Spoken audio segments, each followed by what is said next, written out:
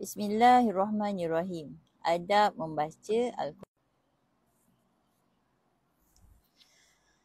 Setelah menyugi gigi dan berwuduk, duduklah dengan tenang dan tawaduk di tempat yang tidak ada gangguan dalam keadaan menghadap ke arah kiblat dengan penuh kehadiran hati, penuh perhatian dan khusyuk berserta perasaan gembira yang sesuai pada waktu itu. Lalu bacalah Al-Quran dengan membayangkan seolah-olah kita sedang memperdengarkan bacaan Al-Quran kepada Allah SWT sendiri.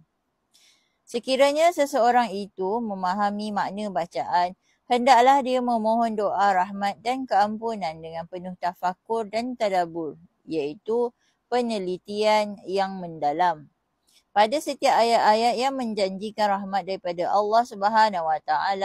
Pada setiap ayat yang menceritakan azab dan ancaman, mohonlah perlindungan daripada Allah SWT.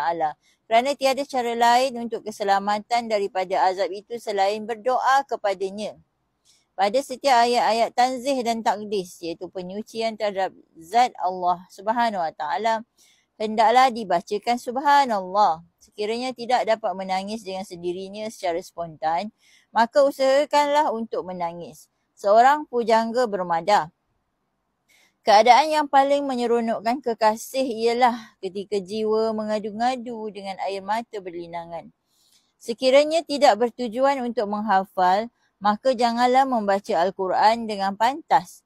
Letakkanlah Al-Quran di atas rehal, bantal atau tempat yang tinggi.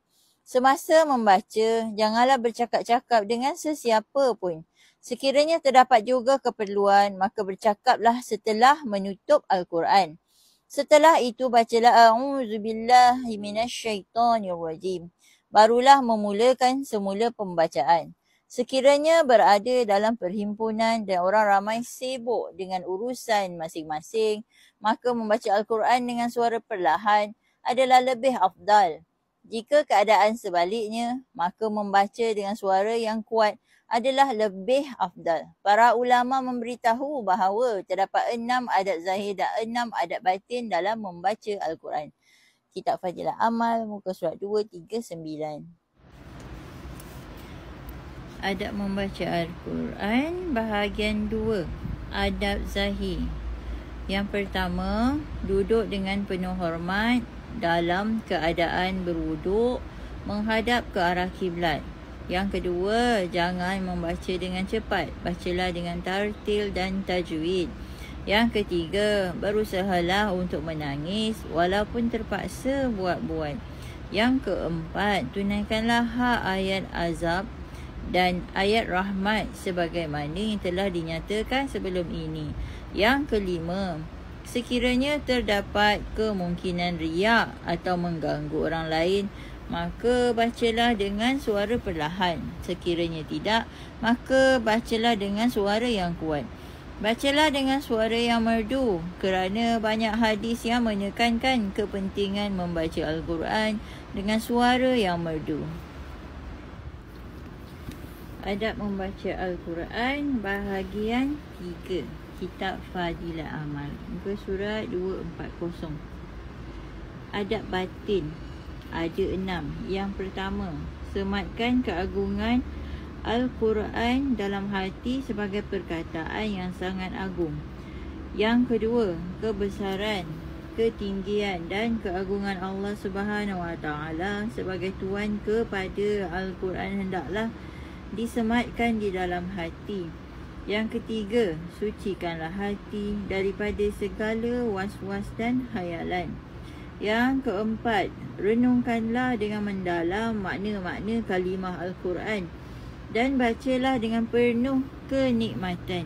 Rasulullah SAW telah menghabiskan sepanjang malam dengan mengulangi ayat yang berikut. Jika engkau menyiksa mereka, maka tidak ada yang menghalang, kerana sesungguhnya mereka adalah hamba-hambamu. Dan jika engkau mengampuni mereka, maka sesungguhnya engkaulah sahaja yang maha kuasa lagi maha bijaksana. Surah Al-Ma'idah ayat 118. Hadrat Sa'id bin Jubair rahimahullah pula mengulang-ulang ayat yang berikut sehingga ke subuh. Dan dikatakan kepada orang kafir, berpisahlah kamu pada hari ini, hai orang yang berdosa, daripada bercampur gaul dengan orang yang beriman. Surah Yasin ayat 59. Adab yang kelima, usahakanlah hati supaya mengikut ayat yang sedang dibaca. Contohnya, semasa lidah membaca ayat rahmat, hati hendaklah penuh dengan kegembiraan semata-mata, dan sekiranya ayat azab yang dibaca, maka hati hendaklah bergetar ketakutan. Yang keenam, tumpukan pendengaran sehingga keadaan menjadi seolah-olah Allah SWT sendiri yang bercakap dengan kita dan kita sedang mendengarnya.